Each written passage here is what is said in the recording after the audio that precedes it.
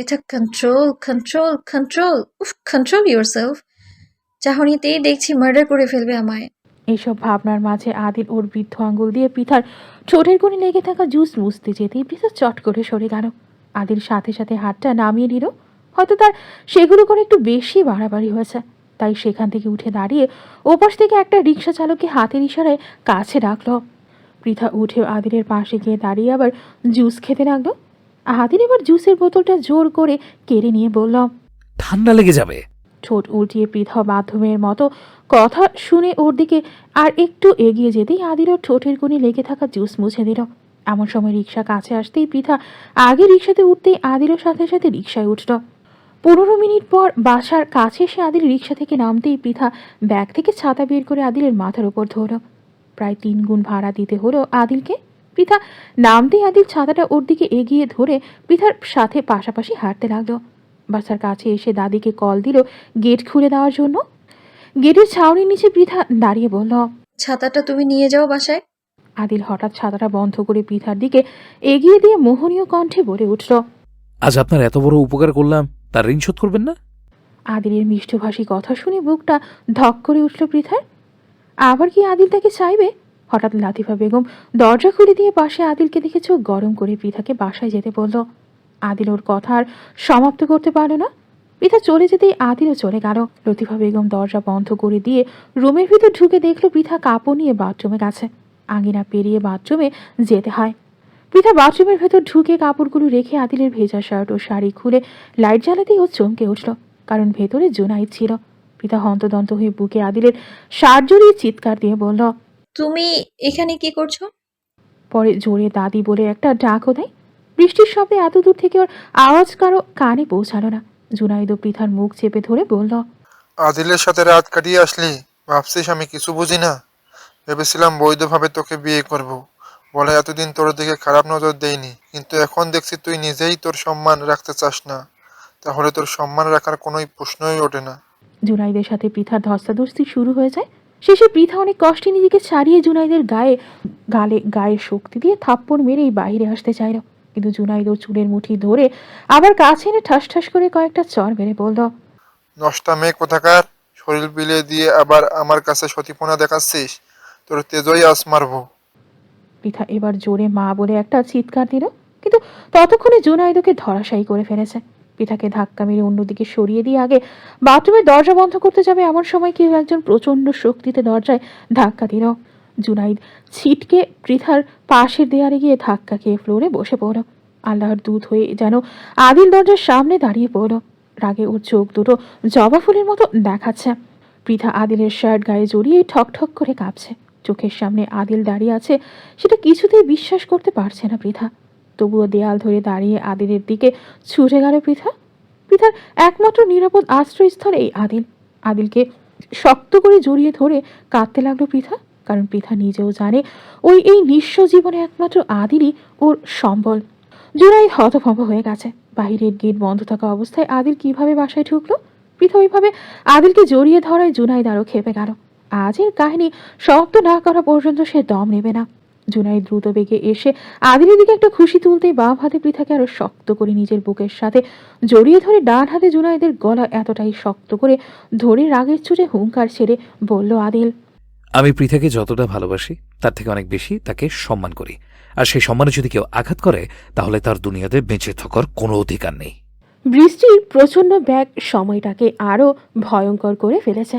লতিফা খাওয়ার পানি নেওয়ার জন্য জগটা হাতে নিয়ে ছাতা হাতে বাইরে এসে দেখে আদিল একলাফে ওদের পাঁচিল টপকিয়ে কলের পাড়ের দিকে চলে গেল। হাতের জগ আর ছাতা ছুঁড়ে মেরে পানির ভেতরে দৌড় দিয়ে আদিলের পেছনে এসে দাঁড়াতেই শুনতে পায় ভেতরে পৃথার সাথে কারো ধস্তাধস্তি চলছে। লতিফা কিছু বলার আগেই আদিল সজোরে লাথি দেয় দরজায়। লতিফার চোখের সামনেই এসব ঘটনা ঘটে। আদিল জুনাইদের গলা ছেড়ে দিয়ে শার্টের কলার ধরে হ্যাচকা টান দিয়ে উঠানে ছুঁড়ে ফেলে দেয়। দাদির সামনেই 70 কেজি ওজনের জুনাইদ আছড়ে পড়ল কাদার ওপর। লতিফার চোয়াল শক্ত করে ওখানেই দাঁড়িয়ে রইল, কাছে পর্যন্ত এগিয়ে গেল না। আদিলের থিতি বেয়ে টপ টপ করে পৃথার কপালে বৃষ্টির জল পড়ছে। আদিল তার জীবনের প্রথম পৃথাকে এত কাছে থেকে আলিঙ্গন করতে পারছে। যদিও এটা অনিচ্ছায় ঘটেছে, তবুও আদিলের বুকের ভেতর সমুদ্রের সেই উত্তাল ঢেউয়ের ধ্বনি পৃথা স্পষ্ট শুনতে পাচ্ছে। আদিল পৃথাকে নিজের কাছ থেকে সরিয়ে বলল, আজব তো, আপনি কাঁদছেন কেন? আপনি কান্না করলে আমার কাছে সেটা বাঁচে দেখায়। আমার সামনে অন্তত কাঁদবেন না। মনে করেন কিছু হয়নি। এত সাহসী মেয়ে এইভাবে কান্না করাটা বেমানান। এতটুকু আঘাতে কেউ ভেঙে পড়ে? সবসময় সমস্যা ফেস করতে শিখুন। যত ভয় পাবেন, ভয় ততই আপনাকে চেপে ধরবে। তবুও পৃথা কান্না থামাতে পারে না। নিজের রক্তের মানুষের থেকে এত জঘন্য ব্যবহারের আশা কেউই করে না। আদিল জোর করে ওকে বাথরুমের ভেতর ঢুকে দিয়ে বলল, গোসল দিয়ে কাপড় চেঞ্জ করে নেন। আমি শিওর আজ আপনার ঠান্ডা লাগবেই। দ্রুত ফ্রেশ হয়ে নেন। পৃথাকে বাথরুমে পাঠিয়ে দিতেই লতিফার সামনে জুনাইদের টুটি চেপে ধরল আদিল। উঠান থেকে তুলেই ওর মুখে একটা খুশি মারল। যেই মুখ দিয়ে তুই বিশ্রী ভাষায় কথা বলেছিস পৃথাকে, সেই মুখই রাখবো না। আদিলের মাত্রাতিরিক্ত পিটনিতে লতিফা শেষে সহ্য করতে না পেরে দৌড়ে আদিলের কাছে গিয়ে জুনাইদকে ছাড়তে বলে। কিন্তু আদিল জুনাইদকে লাশ বানিয়েই তবে ছাড়বে। আর কোনো উপায় না দেখে লতিফা রিতা আর হাসানের নাম ধরে চিৎকার দিয়ে ডাকতে থাকে। হারামজাদি, জন্মের ঘুম ঘুমাইছে, পুত মরলে তোদের ঘুম ভাঙবে, ঘর থেকে বের হস না কেন? বলে চিৎকার দিতে দিতে রিতার ঘরে গিয়ে ধাক্কা দিতে লাগলো লতিফা। তারপর তাপসীরও নাম ধরে জোরে জোরে ডাকলো, ওই তাপসী, ঘর খোল মাইয়া, তোর ভাই মরলো, ভাই 10-এর কান্দত চললে তোদের ঘুম ভাঙবে? লতিফার চিৎকারে রিতা আর হাসান দ্রুত বের হয়ে এসে দেখে জুনাইদের অবস্থা খারাপ। ওর দাঁড়ানোর মতো কোনো শক্তি গায়ে ছিল না। কাঁধায় পুরো শরীর ল্যাপটালেপটি দুজনেরই। হাসান আর রিতা দৌড়ে এসে আদিলকে ধরতেই জুনাইদ গঙিয়ে কেঁদে উঠল। এবার আদিল থেমে যায়। জুনাইদ কাঁদতে কাঁদতে বলে ও আদিলের সাথেই পৃথাকে অন্তরঙ্গ অবস্থায় দেখার পর ওদের কাছে গিয়ে হাতে নাতে ধরাতেই আদিল খেপে গিয়ে ওভাবে ওকে উঠানে ফেলে মারছে। রিতা জানে আদিলের পরিবার কত ভয়ঙ্কর, তাই ছেলেকে উঠান থেকে তুলে নিজে কিছু না বলে হাসানের দিকে তাকিয়ে বিচার চাইল। এদিকে পৃথা বাথরুম থেকে বের হয়েই দেখলো বাসার সবাই উঠে গেছে। ও জানে ওর বাবা কেমন, তাই বৃষ্টির মধ্যে দৌড়ে আদিলের কাছে আসতেই হাসানের মাথায় রক্ত উঠে গেল। তার মানে জুনাইদ ঠিকই বলেছে। তাছাড়া পৃথা এখানে কেন? ওর তো রুমে ঘুমিয়ে থাকা উচিত। হাসান লতিফার দিকে চেয়ে চোখ গরম করে রাগী গলায় বলল, আপনি মেয়েটাকে শাসন না করে এতটা নিচে নামিয়ে দিয়েছেন, শেষে বাজারি মেয়েদের মতো পরপুরুষের কাছে নিজের শরীর বিলিয়ে দিতে শুরু করেছে। আমার ভাবতেই লজ্জা লাগে। আমার মেয়ের সাথে বাজারি মেয়েদের কোনো পার্থক্যই নেই। রিতা ঠিকই বলে, বরং আমি ওর কথা কানে নেই না। বাবার মুখে এমন কথা শুনে পৃথা খুব একটা অবাক হলো না। সে জানতো এমনই কিছু একটা হবে, তাই সে বৃষ্টির মধ্যেই দৌড়ে এসেছে আদিলের কাছে। পৃথা ওদের কাছ থেকে আদিলকে টেনে দরজার সামনে নিয়ে গিয়ে বলল, তুমি বাসায় যাও, আমার কিছুই ভালো লাগছে না। এদের কাছে কোনো ন্যায় অন্যায় নেই, আমি বাকিটা সামলে নেব, তুমি চলে যাও। লতিফা বেগমও কোনো ন্যায় অন্যায় দেখলো না, সেও চুপ করে থাকলো। তার চুপ থাকা মানে জুনাইদ যা বলেছে পৃথার সম্পর্কে তার সবটাই ঠিক। লতিফা যদি পৃথার পক্ষে কিছু বলে, তাহলে আদিল আজই এখানে দাফন করবে জুনাইদকে। জুনাইদের ভালোর জন্য তাই সে কিছু বলেনি। এবার রিতা ডুকরে কেঁদে উঠল। এলাকার মর্দের মাথা খাইয়ে মেয়া, কজনের সাথে কি করে আল্লাহ মালুম। আমার ভোলা বলা ছেলেটা সব দেখে ফেলেছে বলে বাহিরের মানুষদের এইভাবে মার খাওয়াবে। আমি নাকি এমনি বলি, মা চাকরির নামে বাহিরের শরীর বিকিয়ে দিত, তেমন মেয়েও একই পথে হাঁটা দিয়েছে। কাঁঠালের গাছে কাঁঠাল ধরার কখনো আম ধরে না। পরপুরুষকে দিয়ে শরীর না খাইয়ে নিলে এদের শরীর ঠান্ডা হয় না, পেট খারাপ বেশ্যার ঘরের বেশ্যা জন্মে। বাহিরের দরজার কাছে দাঁড়িয়ে আদিল পৃথাকে কিছু বলছে, আর পৃথা মাথা নিচু করে সেসব শুনছে। সেটা দেখে হাসান রেগে গিয়ে মেয়েকে শাসন করার জন্য ওদের কাছে গেল। বাজারি মেয়ে বলে হাসান কাছে আসতেই কোনো কিছু না ভেবে গায়ের শক্তি দিয়ে সপাটে ঠাস করে সবার সামনেই থাপ্পড় মারল আদিল। তারপর চিৎকার দিয়ে বলে উঠল, আমার বাবা খারাপ সেটা আমি মানব, আমি খারাপ তাতেও আমি সায় দেব, কিন্তু পৃথাকে বাজারি মেয়ে বললে এভাবেই গল ফটিয়ে ছাড়ব। 17 বছর আগে যে ভুল করেছেন, আজও সেই একই ভুল করছেন। ওই সময় আমি ছিলাম না, কিন্তু এখন আমি আছি, তাই ভেবেচিন্তে কথা বলবেন। আদিল হাসানকে থাপ্পড় মারায় সবাই হতবাক হয়ে গেছে। এমনকি পৃথা নিজেও বিশ্বাস করতে পারছে না আদিল এসব কাজ করতে পারে। হাসান রেগে চিৎকার দিতেই পৃথা দরজা খুলে আদিলকে বাহিরে নিয়ে যায়। তুমি এখান থেকে চলে যাও, আমাদের ব্যাপারে কেন নাক গলাতে আসো? দেখো, তোমার কাছে যা সহজ লাগে সেটা আমার কাছে অত্যন্ত কঠিন। আমার সাথে প্লিজ মিশতে এসো না, এসব ভালো লাগছে না আমার, তুমি এক্ষুনি চলে যাও। ওদের কথার মাঝে এক প্রতিবেশী তাদের জানালা খুলে দিতেই পৃথা চুপ হয়ে যায়, কিন্তু আদিল থেমে থাকে না। ও পৃথার হাত ধরে আবার বাসার ভেতর নিয়ে গিয়ে আঙুল তুলে হাসানকে শাসিয়ে বলে, আজ যদি এইসবের জন্য পৃথার গায়ে কেউ হাত তোলে, আর আমি যদি সেটা ভুলেও জানতে পারি, তাহলে এই বাসায় কোনো পুরুষ মানুষের অস্তিত্বই রাখবো না, রক্তের বন্যা বইয়ে দেব। আদিল এবার পৃথাকে রেখে বাসার বাহিরে চলে যায়, আর পৃথা ওর দাদির দিকে একবার চেয়েই রুমের ভেতর চলে যায়। লতিফা বুঝতে পারে আজ তার কপালে সই আছে। রাত 1:30 বাজে। আদিল বাসার গেটের কাছে আসতেই দারোয়ান দরজা খুলে দেয়। এমন সময় কোথা হতে ভাদু দৌড়ে এসে বলে, দাদা, এতক্ষণ কই ছিলেন? বাসার খবর কিছু জানেন? বৃষ্টির তেজ কমে গেছে, ঝিরঝির বৃষ্টি পড়ছে। গায়ের গেঞ্জিটা খুলে আদিল গম্ভীর গলায় বলল, কি হয়েছে? কর্তামশাই গিন্নিমাকে সেই দুলাই দিচ্ছে একটু আগে, এখনও মনে হয় বকাবকি করছে। আজও আপনাকে নিয়ে মায়ের সাথে ঝগড়া বেঁধেছে। আপনি চলে যাওয়ার পর থেকে কর্তা মুখে জল পর্যন্ত তুলেননি। বলেছে আপনি না ফিরা অবধি জলও মুখে তুলবেন না। সেই সূত্র ধরে তাদের মধ্যে ঝামেলা। আদিল দীর্ঘশ্বাস ফেলে অন্যদিকে চাইতেই কাউকে বসা অবস্থায় দেখতে পেল। বাহিরে বসার প্লেসে একজন জড়সড় হয়ে বসে আছে। আদিল ভ্রু কুচকে বলল, ওখানে কে বসে আছে? নাজমুল হুদা নামে একটা মানুষ। সেই কখন থেকে বসে আছে আপনার আর কর্তার সাথে দেখা করবে বলে। উনাকে চলে যেতে বলছিলাম, কিন্তু নাচড়বান্দা কিছুতেই গেলেন না। আপনাদের সাথে না দেখা করা অবধি নাকি যাবেন না। ভাদুর কথা শুনে আদিল আরো খেপে গেল। মন চাচ্ছে বল শট নিয়ে ওকে বাসার বাহিরে বের করে দিতে। ওর জন্যই এত সব ঝামেলা। ও যদি এসব না ঘটাতো তাহলে এত কিছু ঘটতো না। আদিল কথা না বাড়িয়ে সোজা নিজের রুমে চলে গেল। দ্রুত ফ্রেশ হয়ে রুম থেকে বের হয়ে দেখলো টেবিলে খাবার সাজানোই আছে। আদিল ভালো করেই জানে ওকে ছাড়া ওর বাবা মুখে খাবার তুলবে না, তাই সে নিজেও না খেয়ে আছে। পৃথার দেওয়া জুসে সে এই জন্যই ঠোঁটে ছুঁয়েও দেখেনি। বাবার রুম থেকে এখনও গলার আওয়াজ শোনা যাচ্ছে। আদিল ধীর পায়ে সেদিকে এগিয়ে গিয়ে দরজায় নক করে বাবাকে ডাকলো। একবার ডেকে ও ডাইনিং টেবিলে বসে বাবার জন্য অপেক্ষা করতে লাগলো। আদিলের কণ্ঠ শুনতে পেয়ে শিহাবুদ্দিন চুপ করে গেল। সে প্রচণ্ড লজ্জা পেল, কারণ ছেলে এসব পছন্দ করে না। কিছু বছর আগে আদিলকে নিয়ে মালার সাথে একবার খুব ঝগড়া বেঁধেছিল। তিনি ওই সময় মালার গায়ে হাত তুলেছিলেন। সব সহ্য করেন তিনি, কিন্তু ছেলের বিরুদ্ধে কেউ তাকে কিছু বললে ওনার মাথা ঠিক থাকে না। তাই সেদিনও তার মাথা ঠিক ছিল না। মালাকে বেদম মেরেছিলেন। তারপর তিনি যখন ছেলের রুমে আসেন তখন আদিল ছোট বাচ্চাদের মতো কাঁদছিল। সেই দৃশ্য দেখে শিহাবুদ্দিনের বুকটা ফেটে যাওয়ার মতো অবস্থা। আব্বা, তোমার কি হয়েছে? তুমি কাঁদছো কেন?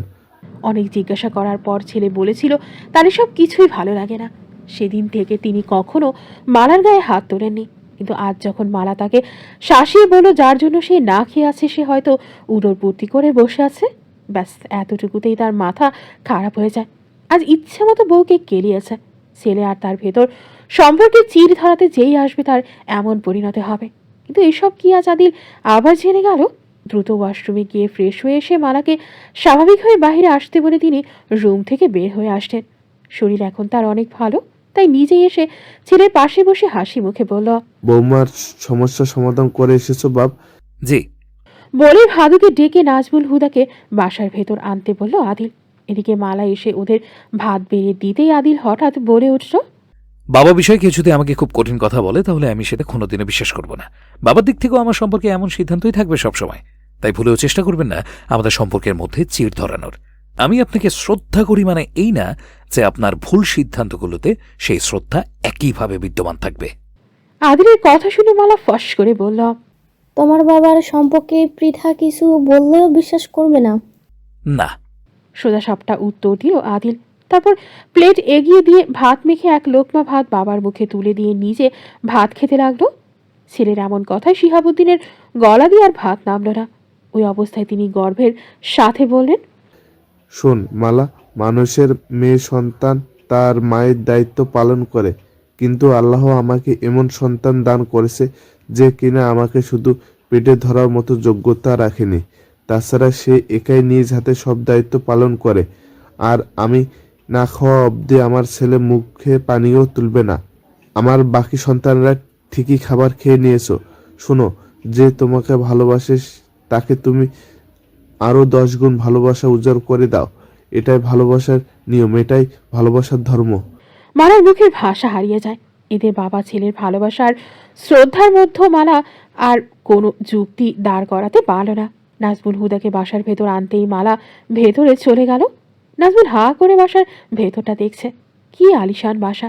তারপর ওদের বাবা ছেলের দিকে নজর পড়তে এসে আধা দৌড়ে এসে তাদের সামনে দাঁড়াতেই আদিল তাকে চেয়ারে বসতে বলল। আদিলের সম্পূর্ণ ব্যবহার চেঞ্জ দেখে নাজমুল হুদা বেশ অবাক হলো। সে চেয়ারে বসতেই ভাদু তাকে প্লেট এগিয়ে দিয়ে ভাত বেড়ে দিল।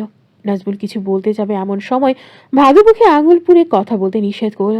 খাবার শেষ করে আদিল ওর রুমে চলে গেল আর নাজমুল হুদা শিহাবুদ্দিনের সামনে হাউমাউ করে কেঁদে উঠলেন। স্যার, আপনি কিছু না বলা পর্যন্ত আমার নামে মামলা হবে আর আমার কোচিংও বন্ধ করে দেবে। স্যার, আমার পেটে লাথি পড়বে কোচিং বন্ধ হয়ে গেলে। দয়া করে ওনাদের নিষেধ করেন। শিহাবুদ্দিন ও নাজমুল হুদার মাঝে দফায় দফায় মিটিং চলতে লাগলো। বাসায় আগুন জ্বলে উঠেছে। আদিল হাসানের গায়ে হাত তুলেছে, সেটা হাসান মেনে নিতেই পারছে না। আর রিতার তো মুখ বন্ধই করা যাচ্ছে না। জুনাইদ এই সুযোগে আরও মিথ্যা কথা লাগিয়ে দিয়ে পৃথার উপর ঝাল মেটাচ্ছে। অন্যদিকে পৃথার রুমের এক একটা জিনিস তুলে দাদির সামনে আছাড় দিয়ে ভেঙে ফেলছে। আমি জানতাম তোমার ছেলে একজন অমানুষ, কিন্তু তুমি কিভাবে চুপ ছিলে তখন? তুমি কি সত্য কাহিনীটা জানতে না? সবকিছু জানার পরেও চুপ করে কেন ছিলে? মায়ের বেলায়ও যেমন চুপ ছিলে, ঠিক আমার বেলায়ও চুপ থেকে নিজের আসল রূপটা দেখিয়ে দিলে। তুমি নিজে খারাপ, তাই তোমার ছেলেটাও অমন খারাপ হয়েছে। পৃথা কথা বলার মাঝে ওর বাবা এসে ওর গালে ঠাস করে একটা চড় মেরে বলল, দাদির সাথে কিভাবে কথা বলতে হয় জানো না তুমি? কিছু না বলে বলে দেখছি মাথায় উঠে গেছো। পৃথাও হুঙ্কার দিয়ে ওঠে। আমাকে আমার মা পেয়েছেন? আপনি নির্যাতন করবেন আর আমি আপনার নির্যাতন সব নীরবে সয়ে যাব? ভুলেও এইসব ভাবতে যাবেন না। আমি আপনাকে আমার বাবা হিসেবেই মানি না, সেখানে আপনি আমাকে শাসাতে আসেন কেন? হ্যাঁ, কোন লজ্জায়? পৃথা, বলে ওর দাদি ওকে ধমক দিয়ে ওঠে। বহুতবার বাড়ছস, জন্মদাতা পিতাকে এসব কথা কিভাবে বলতে পারছিস? জন্ম দিলেই পিতা হওয়া যায় না, আর সব বাবা মা ভালো হয় না। যদি সব পিতামাতা এক হতো তাহলে নিজের বাবা কখনো মেয়েকে ধর্ষণ করতো না, আর মা তার নিজ সন্তানকে হত্যা করতো না। তোমার ছেলে শুধু আমার মাকে হত্যা করেনি, সাথে তার গর্ভে থাকা নিজ সন্তানকেও হত্যা করেছে, যে কিছুদিন পরে এই দুনিয়ার আলো দেখতো। সে কেমন পিতা যে নিজ হাতে তার সন্তানকে হত্যা করতে পারে? আপনি বাবা হয়ে আমার জীবনটাকে তছনছ করে দিয়েছেন। পৃথার কথা শেষ হলে এর মধ্যেই হাসান মুহূর্তেই আলনায় থাকা পৃথার ওড়না নিয়ে দৌড়ে পাশের রুমে গিয়ে দরজা বন্ধ করে দেয়। লতিফা বেগম আটকে ওঠে। তিনিও হাসানের পেছনে দৌড় দেন, কিন্তু আগেই হাসান দরজা বন্ধ করে দিয়েছে। তিনি জানালা দিয়ে স্পষ্ট দেখতে পেলেন হাসান গলায় ফাঁস দিয়েছে। এই মুখ পুরি, বাপকে না খাওয়া পর্যন্ত দম নেবে না? বলে চিৎকার দিয়ে রিতা আর জুনাইদকে ডাকতে লাগলো লতিফা। এ তোরা কে কোথায় আছিস? বাপ আমার গলায় দড়ি দিছে রে, আমার বাপ আর দুনিয়াতে নাই। বলেই লতিফা সেন্স হারিয়ে ফেলল। কান্নার উদ্গীরণে মুখরিত রুমটি। সেই উদ্গীরণ ভেদ করে পৃথার কানে লতিফার শেষ আর্তচিৎকার ভেসে আসলো। পৃথার পুরো শরীর কেঁপে উঠল। দৌড়ে রুম থেকে বের হয়ে পাশের রুমে বাবাকে ঝুলন্ত অবস্থায় দেখে ওর মাথায় খারাপ হয়ে গেল। জল যে এত দূর গড়াবে সেটা ওর জানা ছিল না। ওই বাসা থেকে রিতা দৌড়ে আসার আগেই পৃথা গায়ে শক্তি দিয়ে দরজায় কয়েকবার ধাক্কা দিতেই দরজার খিল আটকে যায়। পৃথার রুমে ঢুকেই দু পা ছড়িয়ে উঁচু করে ধরল বাবাকে। দু চোখ দিয়ে অঝরে পানি বয়ে যাচ্ছে। সে কখনোই চায়নি এমন একটা ঘটনা ঘটুক। রিতা আর তাপসী মিলে গলা থেকে ওড়না খুলতেই হাসান ঝরে পড়ে গেল। হাসান ঝরে পড়ে যেতেই রিতা আর তাপসী ডুকরে কেঁদে উঠল। পৃথা বাবাকে দ্রুত মাটিতে শুইয়ে দিয়ে শ্বাস প্রশ্বাস চেক করে দেখল কোনো শ্বাস নিচ্ছে না তার বাবা।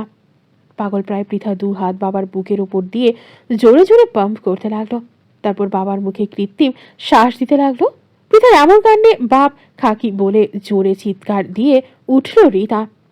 মাকে খেয়ে তোর শান্তি মেটেনি, এখন বাপের দিকে হাত বাড়িয়েছিস? আর যদি হাসানের কিছু হয় তাহলে তোকে বটি দিয়ে 7 টুকরো করে মাটিতে পুঁতে রাখবো। তাপসী ওর মাকে থামানোর চেষ্টা করছে, কিন্তু রিতার থামার কোনো নাম নেই। সে কেঁদেই চলেছে আর পৃথাকে শাসাচ্ছে। শেষে হাসানের কাছ থেকে পৃথাকে জোর করে সরাতেই পৃথা ওই অবস্থায় রিতাকে ধাক্কা দিয়ে ওর বাবাকে প্রাণপণে শ্বাস দিতে লাগে। বাবা বাবা বলে কয়েকবার চিৎকারও দিল পৃথা, আবার কাঁদতে কাঁদতে মুখে শ্বাস দিতে লাগলো। একটানা আধা ঘন্টা এভাবে কৃত্রিম শ্বাস দেওয়ার ফলে হাসান ঝিকে উঠে জোরে একটা শ্বাস নেয়। হাসানের দু চোখ দিয়ে পানি গড়িয়ে পড়ল। পৃথারও কয়েকবার শ্বাস দিয়েই উঠে পড়ল। বিপদ কেটে গেছে। হাসানের হুঁশ ফিরতেই রিতা ওকে জড়িয়ে ধরে হাউমাউ করে কেঁদে উঠল। পৃথার দাদির জ্ঞান অনেক আগেই ফিরেছে।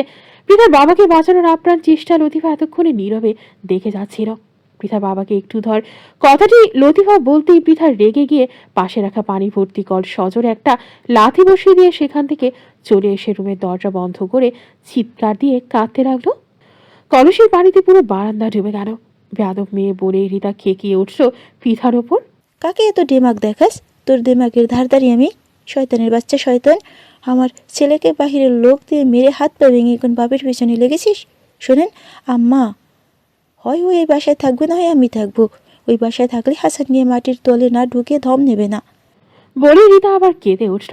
তাপসী আর রিতা মিলে হাসানকে তাদের রুমে নিয়ে গেল।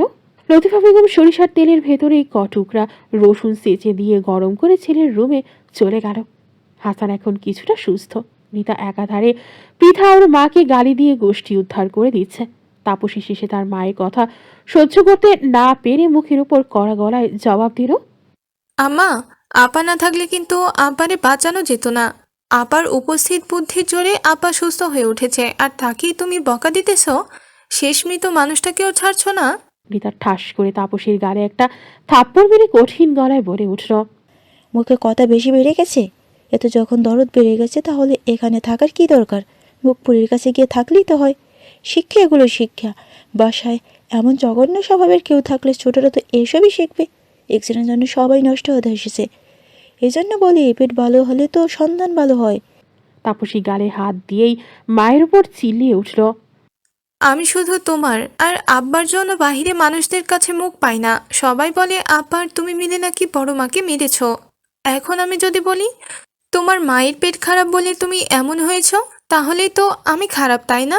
কথাগুলো বলেই তাপসী ওর রুমে চলে গেল। মেয়ের কথা শুনে রিতা তেলে বেগুনে জ্বলে উঠল। এদের বংশই খারাপ। জাত খারাপ না হলে এরা এমন হয়? জাতের মতোই চশঙ্কর হয়েছে এক একটা শয়তান। আমার ঘাস আমার পরে সেরা আমাকে ধমক দেয়। ঘাস পাকা বড় হয়ে গেছে তাই না? ডানা একেবারেই কেটে দেব। বেয়াদব মেয়ের সাহস কি করে হয় আমার মুখে মুখে তর্ক করা? কথা বলার ফাঁকে লতিফার দিকে চাইতেই রিতার পিড়ে চমকে গেল। লতিফা রেগে রিতার দিকে চেয়ে আছে। তা দেখে হাসান বিরক্ত মুখে রিতাকে ধমক দিয়ে বলল। এবার রিতার হুঁশ ফিরল। এবার সে কেঁদে উঠে বলল। তুমি গলায় দড়ি দিতে গেলে কোন দুঃখে? দড়ি দেওয়ার আগে আমার কথা একবারও তোমার মনে পড়েনি? আমি তোমাকে ছাড়া কিভাবে বাঁচবো? কে কি বললো সেই কথা কষ্টে পেয়ে আমি বলে এত বড় সিদ্ধান্ত নেবে? রিতার সাথে লতিফাও তাল মেলালো। হাসানকে বকাবকিও করলো অনেক। সে শুধু নীরবে কথা শুনল, কিন্তু কিছু বলল না। সকাল থেকে মুষলধারে বৃষ্টি পড়ছে। আকাশে ঘন কালো মেঘ যেন স্থির হয়ে বাড়িমণ্ডলকে শাসন করতে ব্যস্ত। আকাশ বাতাস কাঁপিয়ে কয়েকবার বজ্রপাত হলো মনে হয়। মই মাটি আজ যেন ভীষণ তৃষ্ণার্ত। সে বহু বছর আরাধনা করে প্রভুকে সন্তুষ্ট করে আজ নিজের জন্য জল চেয়ে নিয়েছে। তাই এত সহজে কি আর বৃষ্টি থামবে? ঝুম বৃষ্টির জলে নদী, খাল, বিল, পুকুর ডুবে একাকার। নিচু জমিতে কোথাও যেন তিল পরিমাণ জায়গা নেই শুকনো মাটি। গাছে গাছে কদম ফুলের আভাস মিলেছে। সাথে বকুল ও বেলি ফুলের ভেসে আসা সৌরভে প্রকৃতির স্বাস্থ্যে আজ বড্ড ব্যস্ত। খানিক আগে জুনাইদকে ধরে টমটমে তুলল রিতা আর হাসান। গতকাল আদিল ওকে বেশ ভালোই উত্তম মধ্যম দিয়েছে, তাই সকালেই হসপিটালের উদ্দেশ্যে রওনা দিল তারা। হালকা অন্ধকার রুমে পিন পিনে নীরবতা ভেঙেই জানালা দিয়ে বৃষ্টির জলের ছিটা এসে জানান দিচ্ছে বর্ষণ মুখর সকালের। কাল থেকে রুম থেকে বের হয়নি পৃথা। দাদি এসে অনেকবার ডেকে গেছে, কিন্তু দরজা খোলেনি পৃথা। এমনকি সকালের খাবারও খায়নি। জানালার গ্রিল ধরে চোখ দুটো বন্ধ করে খোলা চুলে দাঁড়িয়ে নিজেকে বৃষ্টি স্নান করাচ্ছে নীরবে। খানিক সময় পর পর বৃষ্টির ছাপটা এসে মুখমণ্ডল ভিজিয়ে যাচ্ছে তার আপন নিয়মে। হঠাৎ চোখ খুলে আকাশের পানে চেয়ে আবেগী কণ্ঠে বলে উঠল পৃথা। রোদের সাথে আজও কি তোমার ঝগড়া হয়েছে? তা না হলে সকাল থেকে কাঁদছো কেন এত? তোমারও কি মনটা খারাপ আমারই মতো? সুখময় বর্ষণমুখর বৃষ্টির আবেগময় সময়ের স্মৃতির জাল ছিঁড়ে ফুঁড়ে ফোনের টোনের শব্দ নিমিষেই ধরা খেল পৃথার কানে। এমন সময় ফোনে কল আসা মানে প্রকৃতিকে ভয়ানক রোষানলে ফেলা। প্রকৃতির ডাককে এভাবে অবজ্ঞা করে ফোনের কাছে যাওয়ার কোনো মানেই হয় না। তাই পৃথা সেখান থেকে না নড়ে বরং বৃষ্টি বিরাজের মাঝে নিজেকে হারিয়ে ফেলল। কিন্তু না, ফোনেরও পাশের ব্যক্তি হয়তো নাছোড়বান্দা, কল রিসিভ না করিয়েই ছাড়বে না। চোখে মুখে একরাশ বিরক্তির ভাব এনে ফোন হাতে নিয়ে দেখলো আদিল কল দিয়েছে। কল রিসিভ করবে কিনা দোটানার ভেতর পড়ে গেল পৃথা। দাদি আর বাবা বারবার নিষেধ করেছে ওর সাথে কথা বলতে। তাছাড়া পাড়ার অনেকেই অনেক কথা বলতে শুরু করেছে, কিন্তু এই সময় কল রিসিভ না করলে বাসায় এসে পড়বে সে, আবার ঝামেলা করবে। তাই পৃথা রিসিভ করে চুপ করে রইল। আদিলের কণ্ঠটা একটু বেশি সুন্দর। এত সুন্দর কণ্ঠ হতে হবে কেন? একটু কম সুন্দর হলেও বা মন্দ কিসের? এই কণ্ঠ কতবার যে পৃথাকে ঘায়েল করে সেটা পৃথারই জানা নেই। হাজার কষ্টের মাঝে এই কণ্ঠটা তাকে বাঁচার প্রেরণা যোগায়। নিজেকে নিয়ে স্বপ্ন দেখতে প্রয়াস চেপে যায় মাথায়। এক মুহূর্তের জন্য হলেও মনে হয় তাকে নিয়ে দূর বহুদূর কোথাও কুঁড়ে ঘরের মধ্যেই বসবাস করে নিজেদের সুখ খুঁজে নিতে। কিন্তু কথা আছে না, যেটা মানুষের মনের চাওয়া হয় সেটা বেশিরভাগ নসিবে মেলে না। পৃথার দৃষ্টি আকর্ষণের জন্য আদিল দুবার হালকা কাশি দিল, তারপর সিলিং ফ্যানের দিকে এক দৃষ্টিতে চেয়ে পৃথাকে প্রশ্ন করল। আপনি ভালো আছেন? সকালে নাস্তা করেছেন? আদিলের মায়াবী কণ্ঠে পৃথা নিজের ভাবনা থেকে ফিরে এসে আদিলকে উল্টো ধমক দিয়ে বলল, তোমাকে আমি নিষেধ করিনি আমার সাথে যোগাযোগ করতে, তাহলে কেন কল দিয়েছো? আপনার সাথে কি আমার এমন কোনো কন্ট্রাক্ট হয়েছিল আগে যে আপনার সাথে আর কথা বলা যাবে না? আমার তো মনে পড়ছে না এমন চুক্তিবদ্ধর কথা। আপনার মতো তো আর আমার এত তীক্ষ্ণ স্মৃতিশক্তি নেই যে এত কিছু মনে থাকবে। পৃথার রাগে গলা ছেড়ে বলল, আমার সাথে ফাজলামো করো? দেখো, এসব করলে কিন্তু ফোন বন্ধ করব, সাথে অন্য নাম্বার ইউজ করব আমি। তখন কিন্তু এভাবে আমায় আর ডিস্টার্ব করতে পারবে না। পৃথার কথা শুনে আদিল হাসতে লাগলো। একসময় হাসি থামিয়ে বিদ্রুপের সাথে বলে উঠল, ওকে করেন, নাম্বার পরিবর্তন করা আপনার দায়িত্ব, আর সেই নতুন নাম্বার সংগ্রহ করে আপনাকে কল দিয়ে চমকে দেওয়া আমার কর্তব্য। কি ঠিক বললাম? তুমি একটা যাচ্ছে তাই। আমার সাথে একদম কথা বলতে আসবে না। তোমাকে দেখলেই আমার প্রচন্ড রাগ উঠে যায়, তাই আমার সামনে আর আসবে না। আদিল শোয়া থেকে উঠে বসে বালিশটা কোলের ওপর রেখে গালে হাত দিয়ে একটু সময় নিয়ে গম্ভীর চিন্তা করে বলল, রাগ করাটা বউয়ের অধিকার, আর ভালোবাসা এবং আদর দিয়ে সোজা করাটা স্বামীর কর্তব্য। আপনার যত রাগ হবে ততই আমার ফায়দা। আদর বেশি সময় ধরে করতে পারবো। আমার দিক থেকে আপনার রাগগুলো আপনার জন্য গুড হ্যাবিট। এই, তুমি এত ঝগড়ুটে কেন? আগে তো মুখে মুখে তর্ক করতে না, এখন এত তর্ক কেন করো? আমি বলছি কথা বলবা না মানে একদমই বলবা না, এটাই শেষ কথা। পৃথা এই আদিলকে ছাড়া কখনোই ভালো থাকবে না, এমনকি থাকতেও পারবে না। বলে কল কেটে দিল আদিল। কল কেটে দিয়ে ফোনটা বুকের সাথে ঘেঁষে দীর্ঘশ্বাস ফেলে চোখ বন্ধ করো আদিল। কবে যে পার্মানেন্টলি কাছে আনবো, সময় আর কাটতেই চায় না আপনি বিহনে। 3 দিন পর পৃথা তৈরি হচ্ছে বাহিরে যাওয়ার জন্য। এই 3 দিন আদিলের সাথে তার কথা হয়নি, মানে ইচ্ছা করেই কথা বলেনি পৃথা, নাম্বার বন্ধ করে রাখছিল।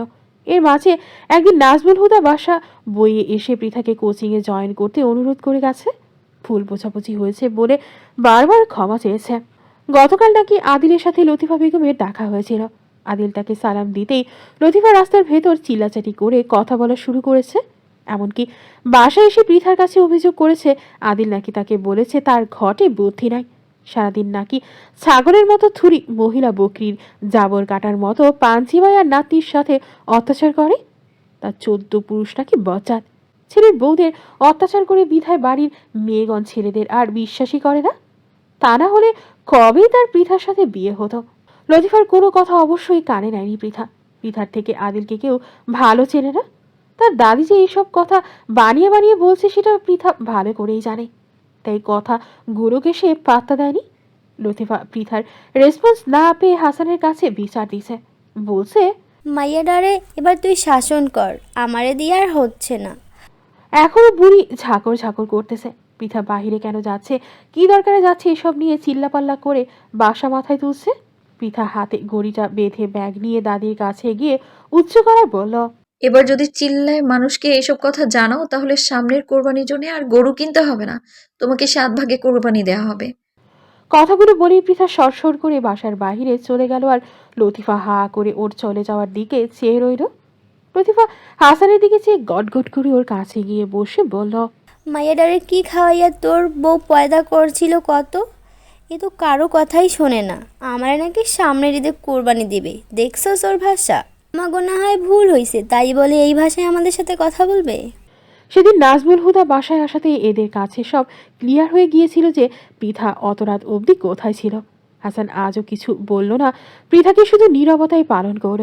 শিহাবুদ্দিনের সাথে তার কি নিয়ে দ্বন্দ্ব আছে শুধুমাত্র সেই জানে। পৃথার বান্ধবী শাপলা গত বছর স্বামীর সাথে বিচ্ছেদ হয়ে এখন 4 বছরের মেয়েকে নিয়ে বাবার বাসায় থাকে।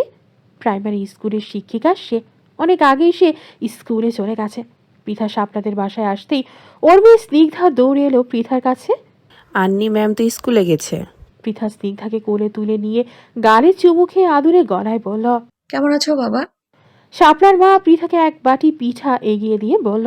একটু আগেই শাপলা বাসা হতে বের হয়ে গেল, আর একটু আগে আসলেই ওর সাথে তোমার দেখা হয়ে যেত।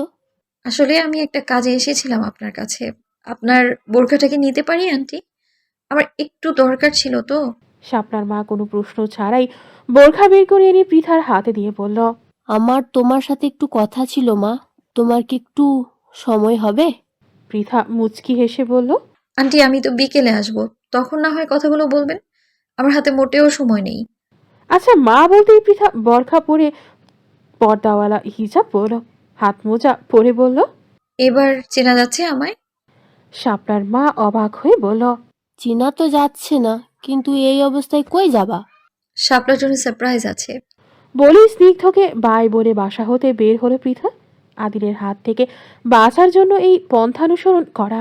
এবার আদিল সোনা, তোমার নাকে দড়ি লাগিয়ে ঘোরাবো আমি। দেখি তুমি আমায় চেনো কি করে। আদিলের বাসার মোড়ে এসেই চার্জার গাড়িতে চড়তে হয় ওদের। এটাই পৃথার জন্য বিপদ সীমা। ও একটা চার্জারে উঠে অপেক্ষা করতে লাগলো গাড়িতে যাত্রী ভরার জন্য। ওদের বাসার দিকে বারবার নজর দিয়েও আদিলের কোনো খোঁজ পেল না পৃথা। যাক বাঁচা গেল বলতেই ওদের গাড়ি ছেড়ে দিল। এখান থেকে বাস স্টপে গিয়ে থেমে সেখান থেকে বাস ধরে গন্তব্যস্থলে যেতে হবে। 20 মিনিট পর বাস স্টপে এসে গাড়ি থামতেই দেখলো বাস ছেড়ে দিচ্ছে। কোনো মতে ভাড়া মিটিয়ে দিয়ে সেই মামা বলতে বলতে বাসের পেছনে দৌড় দিল পৃথা। এমন সময় বাসের একজন যাত্রী বলে উঠল। বৃদ্ধা মানুষ বাস ধরার জন্য দৌড়াচ্ছে, আর আপনারা তাকে না তুলে বাস টান দিচ্ছেন। এ কেমন আপনাদের বিচার? দিন দিন দেখছি মানুষ বিবেকহীন হয়ে যাচ্ছে। বাসের হেল্পার বিরক্ত মুখে বলে উঠল। বাস থামতেই পৃথা বাসে উঠে গেল। বাসে উঠে হাঁপাতে হাঁপাতে পৃথা বলে উঠল। উফ, আর একটু হলেই হাতছাড়া হয়ে যেত বাসটি। এদিকে পৃথা বাসে উঠতেই আদিল মুচকি হেসে বাইকে হেলান দেওয়া অবস্থা থেকে উঠে এক ফ্রেন্ডকে নিয়ে বাইকে চড়ে স্টার্ট দিল। বাসের ভেতরে শাপলাকে দেখতে পেয়ে পৃথা ওর কাছে এগিয়ে এসে বলল। কিরে তুই এখনো যাসনি? শাপলা খানিকটা চমকে উঠল। পৃথার কণ্ঠ শুনে সে বুঝতে পারলো ও পৃথা। আরে দোস্ত, এসে যে আমাদের বাসায় গিয়েছিলি, ভোরকাটা তো আম্মার, তাই না? বলতেই পাশের এক ইয়াং ছেলে বলে উঠল। দাদি আপনি কি খান বলেন তো? এই বয়সে কেউ এত জোরে দৌড় দিতে পারে? আমি পারি। বলতেই শাপলা চেঁচিয়ে উঠল। দোস্ত, আদিল কই থেকে এলো? দেখ দেখ, এই ছেলেটা দেখছি তোর পিছুই ছাড়ছে না। জিভ বের করে টক্কাস করে মুখে শব্দ করে শাপলা ভ্রু নাচিয়ে আবার বলল। খাঁটি প্রেমিক কাকে বলে সেটা আদিলকে না দেখলে বোঝাই যেত না। জীবনে অনেক পুরুষ দেখলাম, কিন্তু আদিলের মতো এত পিওর কাউকে দেখলাম না। আর ওর লুকিং আরও সুন্দর হয়ে যাচ্ছে, তাই না? এমনিতেই অনেক হ্যান্ডসাম, তার উপর এই কুল, জাস্ট অসাম। আমি হলে কবেই লুফে নিতাম। তুই একটা বদনা, বুঝলি? না হলে এমন অফার কেউ মিস করে? শাপলার কথা শুনে পৃথা একটু নিচু হয়ে জানালার দিকে চাইতেই আদিল অন্যদিকে চেয়ে বাইক টেনে বাসকে ওভারটেক করে চলে গেল। আদিল চলে যেতেই পৃথা শাপলাকে একটা ধমক দিয়ে বলল। আদিল আদিল বলে এত চিল্লানোর কি আছে? হ্যাঁ, ভুলেও যদি বুঝতে পারে বোরকার মধ্যে আমি আছি, তাহলে আমাকে নিয়ে সোজা আমাজন জঙ্গলে রেখে আসবে, বুঝলি? এমনি অনেক হুমকি ধমকির পরে আমি ওই 3 দিন কল রিসিভ করিনি, আর উনি চিল্লায় সবকিছু জানাচ্ছে। সরি দোস্ত। বলতেই গাড়ি থেমে গেল। পৃথা আর শাপলার সামনের দিকে চাইতেই ওদের চোখ রসগোল্লার মতো বড় বড় হয়ে গেল। আদিল বাসে উঠে পৃথার দিকে চেয়ে ইশারা করে বলল। আপনি চলেন পাতায় পাতায়, আর আমি চলি শিরায় শিরায়। কয়েকদিন ঘন বর্ষার কারণে সূর্যি মামা নিজেকে মেলে ধরতে পারেনি। তাই আজ সকাল থেকেই মামা মশায় নিজের ছটা দেখাতে বিন্দুমাত্র কার্পণ্য করছে না। মাথার উপর রোদের তেজ নিয়ে আপন গতিতে বাসটির সামনের দিকে অগ্রসর হচ্ছে। পৃথা ওর চোখকে বিশ্বাসই করতে পারছে না আদিল সামনে দাঁড়িয়ে আছে। ও কি সত্যি আমাকে চিনতে পেরেছে, না আন্দাজেই বাসে উঠেছে? মাথায় একটা চারটি মেরে পৃথা ওর মনকে বোঝালো সম্ভব না ওকে চেনার। তাই আদিলকে না চেনার ভান করে ওভাবেই দাঁড়িয়ে রইল। শাপলাও আদিলকে না দেখার ভান করে পৃথাকে বলল। আম্মা, বাসায় স্নিগ্ধাকে কার কাছে রেখে এসেছো? শাপলার মুখে আম্মা ডাক শুনে পৃথার উপর যেন আকাশ ভেঙে পড়ল। এতেও খেপে গিয়ে বলল, ওই ছুরি, কবে তোর আব্বার সাথে বিয়ে বসলাম যার জন্য আমাকে আম্মা বলে ডাকছিস? হ্যাঁ, বিপদে পড়েছি তাই বলে একেবারে আমাকে তোর আম্মার জায়গায় বসাবি? আমার সাথে একদম কথা বলতে আসবি না, সর এখান থেকে। লে বাবা, যার জন্য করি চুরি সেই বলে চোর। দুনিয়াতে বহু রকমের মানুষ দেখেছি, কিন্তু তোর মতো নিমক হারাম বান্ধবী কোনোদিনও দেখি নাই। কথাগুলো বলতেই পৃথা নিজের পা দিয়ে শাপলার পায়ে একটা ডাবি দিয়ে সামনের দিকে ইশারা করে দেখালো। ততক্ষণে আদিল পৃথার পাশে এসে দাঁড়িয়ে শাপলাকে একটা লম্বা সালাম দিয়ে বলল। আপু ভালো আছেন? শাপলা আদিলের দিকে চেয়ে মুখ বেঁকিয়ে বলল, সবার সামনে আপু ডেকে ডেকে আমার মান সম্মানের ফালুদা বানাচ্ছ কেন? মাত্র কয়েক বছরের না হয় বড়, তাই বলে সবার সামনে বয়স্ক মহিলা বানাবা? হে কেমন বিচার! শাপলা বলে ডাকতে পারতে। শাপলার কথা শুনে পৃথা আক্কেল গুরুম বনে গেল। হেবেরি কয় কি, এখনো ছুকরি সাজার শখ জাগছে মনে? এক বাচ্চার মা হয়ে পরপুরুষের সাথে এত ন্যাকামো মার্কা কথাবার্তা বলার কি দরকার? কুল ডাউন পৃথা, কুল। নিজেকে আপাতত শান্ত রাখ। কথাগুলো মনে মনে বলতেই শাপলা হাত বাড়িয়ে আদিলের চুলে হাত দিতেই পৃথা খপ করে ওর হাত ধরে ফেলল। তারপর পৃথা দাঁত কটমট করে নিচু গলায় বলল, দেখ শাপলা, এবার কিন্তু বেশি বেশি হচ্ছে। ওর গায়ে হাত দিচ্ছিস কেন? আলুর মতো লুচ্চে হয়ে যাচ্ছিস কিন্তু। পৃথা থেকে নিজের হাত ছাড়িয়ে শাপলা মুচকি হেসে বলল, আমাকে না হয় থামালি, কিন্তু এমন সুন্দর খালি মাঠ দেখলে যে কেউ এসে সেখানে দখলদারি করবে এবং ফসল ফলানোর চেষ্টাও করবে, তখন কি করবি? এর জন্য মাঠ খালি রাখতে নেই দোস্ত। আমার মাঠ আমি কিভাবে রাখবো সেটা নিতান্তই আমার ব্যাপার, তাতে কার কি? এমনি তোকে বলছি লুচু আলু মাইয়া। কি তখন থেকে লুচু আলু বলে মাথা খাচ্ছিস? লুচু আলু মানে কি? লুচু আলু মানে বুঝিস না বোন?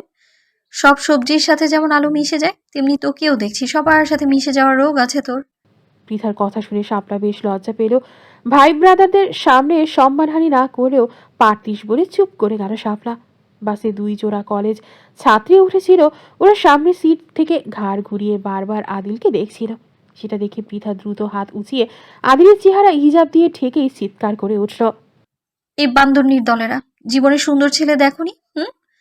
তাই চোখ ফ্যার করে ওর দিকে বারবার তাকাচ্ছ? হ্যাঁ, আর একবার তাকালে 8টা চোখ খুলে গুলি খেলবো একদম। মেয়েগুলো ভয় পেয়ে স্থির হয়ে সামনের দিকে ওই যে তাকালো, ভুলেও আর পেছনে ফিরল না। কিন্তু তাতেও পৃথার হলো না। সে বাসের হেল্পারকে ডেকে বলল, মামা গাড়ি দাঁড় করান, আমরা এখানেই নামবো। এখানে নামবি মানে বলতেই পৃথা শাপলাকে ধমক দিয়ে বলল, প্রথমে তুই শুরু করেছিস, তা দেখে বাকি মেয়েরাও ওর দিকে ফ্যালফ্যাল করে চেয়ে আছে। এখানে ওরে রাখার রিস্ক। দোস্ত, তুই ফেসে গেছিস। শুধু ফাঁসিস নাই, মারাত্মক ভাবে ফেসেছিস। কে বলবে তুই আদিলের প্রেমে হাবুডুবু খাচ্ছিস না? পৃথা আদিলের হাত ধরে ততক্ষণে বাসের দরজার কাছে চলে গেছে। আদিল তো শুধু মিটমিট করে হাসছিল পৃথার কাণ্ডগুলো দেখে। আদিল নিচে নামতেই পৃথা আবার মেয়েদের কাছে এসে ধমক দিয়ে বলল, ইচ্ছে তো করছে চোখগুলো কাটা চামচ দিয়ে তুলে কাঁচা মরিচ ভরে দিই ওই চোখগুলোতে। বেয়াদব মেয়েগুলোর দল, রাস্তাঘাটে চোখ দিয়ে ইভটিজিং শুরু করেছো তোমরা। তোমাদের ভাগ্য ভালো যে আজ আমার তাড়া আছে, নইলে তোমাদের জন্মের মতো সাইজ করতাম। কথাগুলো বলেই পৃথা দ্রুত নেমে যেতেই একটা মেয়ে বলে উঠল, বাপ রে বাপ, দাপট, মনে হয় ওনার একটাই অমন সুন্দরী নাতিন আছে। চোখ যে মারেনি সেটাই ওনার সৌভাগ্য। নাতিকে দেখছি চোখে হারায়। অমন সুন্দর নাতিকে নিয়ে রাস্তায় বের হলে মানুষ ইফতিজিং করবে না তো কি করবে? অন্য কেউ হলে তুলে নিয়ে যাইতো। বলে 4টা মেয়ে হাসাহাসি করতে লাগলো। বাস থেকে নেমে ছাতা বের করে মেলে ধরে হাঁটতে লাগলো পৃথা। আদিল দ্রুত পা চালিয়ে পৃথার পাশাপাশি হাঁটতে লাগলো। তারপর নিচু স্বরে বলে উঠল, আমার উপর রাগচ্ছে? ছাতাটা আদিলের হাতে দিয়ে পৃথা বলল, সোজা বাসায় চলে যাবা, তোমাকে যেন রাস্তায় না দেখি। আমার ছাতা দরকার নেই, আপনার রোদ লাগছে, আপনি এটা নেন। বলে আদিল পৃথার দিকে ছাতা বাড়িয়ে ধরল। সাথে সাথে পৃথা থেমে গিয়ে কোমরে হাত দিয়ে কয়েনের মতো চোখ করে বলল, তুমি আমার পিছু নিয়েছো কেন? আমি নিষেধ করিনি আমার সামনে আসবে না, তাহলে কেন এসছো আবার? কেন এসেছি জানেন না? ফাদিল, সেই একই কথা আমার শুনতে মন চায় না। সমাজ বলেও তো কিছু আছে নাকি? 3 বছরের ছোট তুমি। আজ আমার চেহারা আছে বলে আমাকে তোমার ভালো লাগে। কয়েক বছর পর যখন রূপ থাকবে না, তখন না পারবে আমাকে ফেলে দিতে আর না পারবে গিলে ফেলতে। তাছাড়া আমি বিয়ে করবো না কোনোদিন। প্লিজ এসব বাচ্চামো করো না আমার সামনে। অনেক মেয়ে তোমায় চায়, তাদের ভেতর থেকে কাউকে নিজের জন্য চুজ করে নাও। তাছাড়া তোমার চেহারাও মাশাআল্লাহ, কেউ তোমায় অপছন্দ করবে না। এক নিঃশ্বাসে কথাগুলো বলেই পৃথা একটা রিক্সাওয়ালাকে ডাকলো। সবাইকে আমার সাথে তুলনা করবেন না। আমি বলছি না প্রেমিক হিসেবে আমি শ্রেষ্ঠ, কিন্তু আমি এটা গ্যারান্টি দিতে পারি আমার মধ্যে যদি কোনোদিনও বিন্দু পরিমাণ কম ভালোবাসা অনুভব করেন, তাহলে আপনি শুধু অভিযোগ করবেন। আমি আপনার পথ থেকে সরে দাঁড়াবো। তার আগে আমার বাবাও পারবে না আপনার কাছ থেকে আমাকে সরাতে। পৃথাকে নিয়ে আদিলি রিক্সায় উঠে পড়লো, তারপর লোকেশন বলে রিক্সা টান দিতে বলল। রাস্তার ভেতর তেমন একটা কথা হলো না ওদের মধ্যে, কারণ পৃথার সাথে আদিল কয়েকবার কথা বলার ট্রাই করেছে, কিন্তু পৃথা কোনো কথাই বলেনি। চুপ করে কিছু একটা ভেবেছে, তাই আদিল আর কথা বাড়ায়নি। কোচিংয়ের সামনে এসে রিক্সা দাঁড়াতেই পৃথা নেমে পড়ল। তারপর রিক্সা চালকের হাতে 200 টাকার নোট গুজে দিয়ে বলল, মামা, পাত্রাপাড়ার সামনের মোড়ে যে বিল্ডিং আছে ওখানে তাকে নামিয়ে দিবেন। ডাবল ভাড়া দিলাম। কোথাও থামতে বলবেন, বললেও থামবেন না আপনি। কথাটা যেন মনে থাকে। আমি কি ছোট বাচ্চা তাই আমার সাথে এমন করছেন? আমার কিছু কাজ আছে, আমি তখন বাসায় যাব না। কথাগুলো বলে পৃথার দিকে চাইল আদিল, কিন্তু পৃথা সেদিকে কান না দিয়ে বোরখা খুলে হাতে নিয়ে গেটে দাঁড়াতেই রাইসুলের সাথে দেখা হয়ে গেল। রাইসুল তো পৃথাকে দেখে অবাক। সে খুব খুশি হয়ে পৃথার হাত ধরতে পৃথা নিজেকে গুটিয়ে নিয়ে বলল, কিছু বলবেন ভাই? কথা ছলে রাইসুল পৃথার গা ঘেঁষে দাঁড়িয়ে কথা বলতে লাগলো। ব্যাপারটা পৃথার কাছে খুব বাজে লাগলো, তাই সে দ্রুত ভেতরে চলে গেল। এমন দৃশ্য আদিলের চোখ এড়ালো না। নিজেকে আর কন্ট্রোল করতে না পেরে রিক্সা থেকে নেমে একটা স্টুডেন্টকে দিয়ে রইসুলকে ডেকে পাঠালো আর্জেন্ট। 10 মিনিটের মতো ওয়েট করতেই রইসুল বাহিরে এসে আদিলকে খুঁজতে লাগলো। আদিলও ওর সামনে গিয়ে দাঁড়িয়েই কোনো কথা না বলে আগে গালে ঠাস করে একটা থাপ্পড় মেরে বলল, পৃথার গায়ে হাত দিস কোন সাহসে? এই শিক্ষা নিয়ে তুই শিক্ষকতা করতে এসেছিস? প্রথমবার থেকে শুধু সাবধান করলাম, পরের বার আর হাত খুঁজে পাবি না। আদিলের থাপ্পড় রাইসুলের গালে পড়তে ওর পুরুষত্ব জেগে উঠল। ও হুঙ্কার দিয়ে উঠল, আমার এলাকায় এসে আমার এই গায়ে হাত তুলিস? তুই কে রে? কথাগুলো বলতে আদিল পেছন ফিরে রাইসুলকে ততগুলি থাপ্পড় মারল যতক্ষণ না ও মাটিতে বসে পড়ল। শার্টের হাতা ফোল্ড করতে করতে আদিল বলল, সিংহের কোনো এলাকার দরকার পড়ে না রে। সে যেখানেই যায় সেখানেই সে রাজা। যেটা নিষেধ করলাম সেটা যেন দ্বিতীয়বার তোকে করতে না দেখি। রাইসুল ধীরে ধীরে উঠে নিজের শার্ট ঠিক করল। আশেপাশে কাউকে না দেখে আবার আদিলের কাছে গিয়ে পেছন থেকে ওর শার্টের কলার ধরেই বলল, পিঠা তোর কে হয় যার জন্য আমার গায়ে হাত তুলছিস? আদিল প্রচণ্ড রেগে ও ডান হাত পেছনে নিয়ে গিয়ে রাইসুলের ঘাট ধরে হ্যাচকা টান দিয়ে আছড়ে মাটিতে ফেলে দিল। রাইসুল বেশ ভালোই বুঝতে পেরেছে ছেলেটার গায়ে প্রচুর শক্তি, সে কখনো তার সাথে পেরে উঠবে না। আছাড় খেয়ে কোমরে প্রচণ্ড রেগেছে, তাই সে উঠতে চেয়েও আর উঠতে পারল না। আদিলের কাছে দাঁড়িয়ে ওকে টেনে দাঁড় করিয়ে শার্টের একটা বোতাম লাগিয়ে দিয়ে বলল, পৃথা আমার বউ হয়, তুই ওর গায়ে হাত দিয়েছিস, তাতে আমার গায়ে ফোসকা পড়বে না তো কার গায়ে ফোসকা পড়বে? তোর পড়বে। রাইসুল মায়ের খাওয়ার ভয়ে আর কিছু বলল না। আদিল পেছন ফিরে চলে যাওয়ার সময় ও ডান হাতের শাহাদাত আঙ্গুল উঁচু করে নাড়তে নাড়তে বলল, কোনো দিনে যদি তোর নামে কমপ্লেন পাই তাহলে আজ আর কি মেডিসিন দিয়েছি, এর পরের বার তোর লুচ্চামের জন্য এমন মেডিসিন দিব সেদিন থেকে সব মেয়েদের তোর কাছে শুধু বোন মনে হবে। তখন বিয়ে করার জন্য আর কোনো মেয়েকেই খুঁজে পাবি না। আদিল রিক্সাতে উঠে চলে গেল আর রাইসুল ব্যথায় মুখ জড়িয়ে তুলল। সে অনেক কষ্টে হাঁটতে হাঁটতে প্রতিষ্ঠানের ভেতর চলে গেল। ক্লাস 6 থেকে ইন্টার অবধি সকল বিষয় শিক্ষা দেওয়া হয় এই প্রতিষ্ঠানে। পিতা এখানকার ইংলিশ টিচার। ইংরেজি সে খুব ভালো পড়ায়। ইংলিশে অনার্সটা শেষ করতে পারলে হয়তো আরও ভালো কিছু হতে পারত। নাজমুল হুদা সবাইকে ডেকে বলেছেন পিতার সাথে তার ভুল বোঝাবুঝি হয়েছে। সবার সামনে পিতার কাছে ক্ষমাও চেয়েছেন। 10ম শ্রেণীর ইংলিশ ক্লাস করাচ্ছে পৃথা। অন্য ক্লাসের স্টুডেন্টদের দেখা না গেলেও ইংলিশের ক্লাসে এত স্টুডেন্টদের রুমে জায়গা দেওয়া যায় না। টেন্সের কিছু নিয়ম নিয়ে আলোচনা করছে পৃথা। এমন সময় মহিদুল স্যার ক্লাসে ঢুকে বলল, সরি ম্যাডাম, কিছু কথা ছিল। মহিদুল স্যারকে দেখে একাদশ শ্রেণীর প্রায় 18 জন ছাত্র বেঞ্চের নিচে মাথা লোকালো। স্যার সেটা দেখে বলল, 10ম শ্রেণীর ছাত্র বাদে অন্য ক্লাসের যত ছাত্র আছে তারা এখনই ক্লাস ত্যাগ করো, নাহলে আমি যদি খুঁজে খুঁজে তাদের বের করি তাহলে আজকে কিন্তু পেটের চাল তুলবো। পৃথা কিছুটা অবাক হলো। বেশিরভাগ স্টুডেন্টস ইংলিশে দুর্বল হয়। এরা যদি ইংলিশ ক্লাসও করে তাহলে এদের দোষ কোথায়? বরং এটা তাদের অনেক কাজে দিবে। ম্যাডাম, আপনি যেটা সহজভাবে নিচ্ছেন এটা মোটেও সহজ না। ওরা ক্লাসে কেন আসে সেটা আপনি না বুঝলেও আমি ভালো করে বুঝি। কিরে, তোরা বের হবি না আমাকে বের করতে হবে? বলেই হুঙ্কার ছাড়লো মহিদুল স্যার। ব্যাস, এক গর্জনেই কাজ সমাধা। এক এক করে বাড়িতে স্টুডেন্টসদের বের হলো বেঞ্চের নিচ থেকে। এরা বের হতেই স্যার রেগে গিয়ে উড়াধুরা প্যাদানি দিতে লাগলো। নিজেদের ক্লাস বাদ দিয়ে তোমরা ইংলিশ শিখতে আসছো না? কয়েকদিন ম্যাডামকে দেখতে পাওনি তাই তাকে দেখতে এসেছো। আজ তোমরা শেষে ক্লাস 7-এর এক ছাত্রকেও পাওয়া গেল এদের মধ্যে থেকে। স্যার ওর হাত ধরতেই ও কাঁপতে লাগলো। স্যার বলল, শোনা চান তা তুমি এখানে এসেছো কেন? তোমারও কি ওদের মতো ভীমরতি ধরেছে?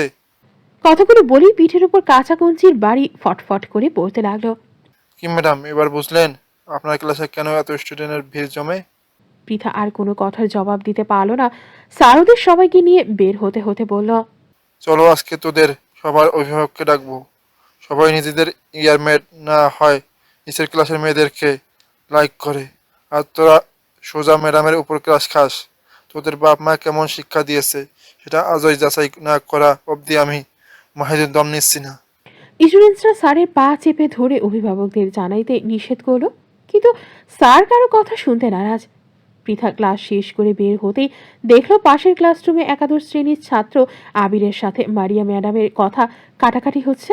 মারিয়াম ম্যাডাম পৃথাকে তেমন পছন্দ করে না, তাই পৃথা সেদিকে নাক নাক গলিয়ে অফিস কক্ষের দিকে এগিয়ে গেল।